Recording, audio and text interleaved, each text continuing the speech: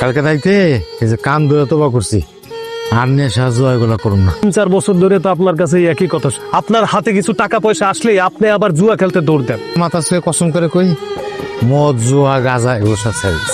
নিতুর লগে আমার বিয়ে দিবেন কবে?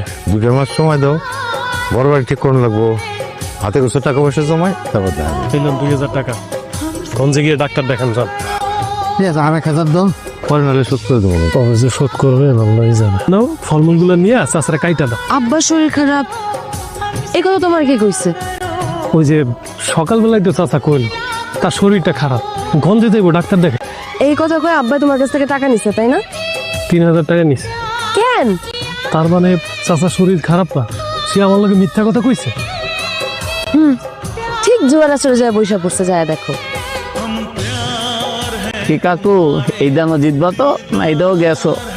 আরে কাকুর চেহারা দেখে বুঝোস না, কাকুর মনে এইবারও গেছে। আব্বা চলো বাড়িতে চলো। তুমি সাহেব বাইরে মিছা কথা কইয়া তার কাছ থেকে টাকা এনে জুয়া খেলতে আইছো? এই বুড়া চাচার মেয়ে এত সুন্দর, অবাক হয়ে গেল। একটা থাপ্পড় মার্কা দাঁত খুলে ফেলা যাবার যা। কাসেম চাচা, এই যে টাকাটা রাখেন, আজকে আপনার আমার বাসায় দাওয়াত, অবশ্যই যাবেন কিন্তু। শরম পাওয়ার কি আছে, নিজের বাড়ি মনে করি খান না। আজকে আপনার মেয়েরা দেখার পরে আমার খুব পছন্দ হয়েছে। আপনার মেয়ের মতো একটা নরম স্বভাবের মেয়ে যদি আমার ঘরে বউ হয়ে আসে, তাহলে আমার সংসার সবকিছু সুন্দর করে আগলে রাখতে পারবো। এই বাড়ি নিতুর বিয়ে হলে নিতু রাজধানী হয়ে থাকবো। আচ্ছা ঠিক আছে, ওনার আমগো বাড়িতে কেন আইছে? তোরে দেখতে এসেছি। আইছে মানে? আব্বা আমি কি দেখার জিনিস? আর তুমি জানো না আমি আর সাহেব ভাই একে অপরের পছন্দ করি? আর তুমি তো সাহেব ভাইয়ের কথাও দিছো তুমি আমাদের দুজনে বিয়ে করাই দিবা।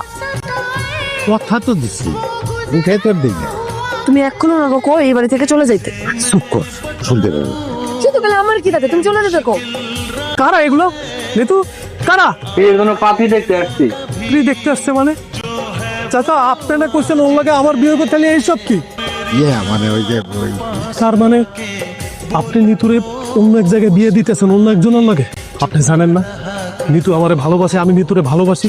আপনি তো আমার কথা দিয়েছিলেন নিতুরে আমার লগে বিয়ে দিবেন, তাহলে এইগুলো কি চাচা? চুপ করে আছেন কেন? কথা কোন? তারা তো আর জানে না যে তোমার সাথে নিতুর বিয়ে ঠিকঠাক। এখন আইসেই যেহেতু পড়ছে, তাকে তো আর খালি মুখে বিদায় দিতে পারি না। ভদ্রতার তো একটা ব্যাপার আছে তাই না? এই জন্য একটা চা নাস্তা। শোনেন, আসছেন যখন চা নাস্তা খাইয়া তারপর বিদায় হন। নিতুরে আমি বিয়ে করো। আপনার একটা কথা কইতে আইছিলাম, আমার মা অসুস্থ, তারই নিয়ে ঢাকায় যাইতে হইব। 4-5 দিন থাকা লাগতে পারে, ডাক্তার দেখাইতে হইব। আর এই কথাটাই আপনারা জানাইতে আইছি। জানাইতে এসে দেখতেছি আপনি বড় নাটক সাজাইছেন। আমি ঢাকা থেকে আইসা আপনার কোনো অজুহাত শুনবো না, নিতুরে বিয়ে করে ফেলাম। আমার ভাতিজা দূর সম্পর্কে ওই নিতুরে পছন্দ করে, সে এখন নিতুরে বিয়ে করতে চায়। ও কি চায় আর না চায় তাতে আমার কিচ্ছু যায় আসে না।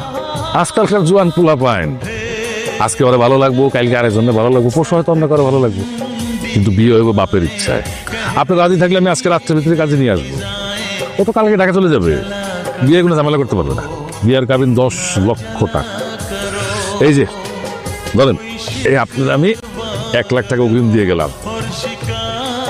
কুবাইল নিবাসী মোহাম্মদ কাসেম মিয়ার একমাত্র কন্যা মোসাম্মদ মিতু আক্তারের সাথে 10 লক্ষ টাকা দেনমোহর ধার্য করিয়া পাপ্পু মোহাম্মদ নাসির হোসেনের সাথে বিবাহ করতে রাজি থাকিলে বলো আলহামদুলিল্লাহ। মা কবুল? না আব্বা, আমি কবুল করবো না। কবুল কবুল। তুমি তো জানো কও আমি আর সাহেব ভাই একে অপরকে খুব ভালোবাসি।